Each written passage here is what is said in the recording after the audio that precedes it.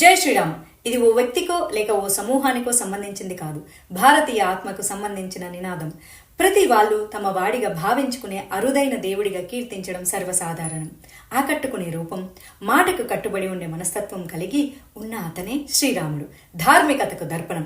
140 కోట్ల మందికి పైగా ఉన్న ఈ సమున్నత భారతావనిలో 90% పైగా ప్రజానికం జై శ్రీరామ్ అంటూ నినదిస్తున్నారు. తమ దేవుడిగా ఆరాధిస్తున్నారు.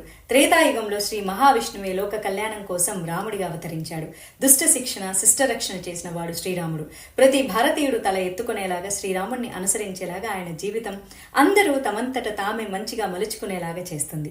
కోట్లాది మంది భక్తులు ఆరాధించేటటువంటి శ్రీ రాఘవేంద్ర స్వామికి శ్రీరాముడు ఆరాధ్య దేవుడు. మంత్రాలయంలో ఎక్కడ లేని విధంగా శ్రీరాముడి 108 అడుగుల ఎత్తు విగ్రహ నిర్మాణానికి శ్రీ మఠం పీఠాధిపతి శ్రీ సుబుధేంద్ర తీర్థ శ్రీపాదుల వారి ఆశీస్సులతో శ్రీకారం చుట్టింది. జై శ్రీరామ్ ఫౌండేషన్ ఈ బృహత్తర కార్యక్రమాన్ని సర్వజనులు ఆశీర్వదిస్తారని, సహకరిస్తారని ఆశిస్తున్నాము.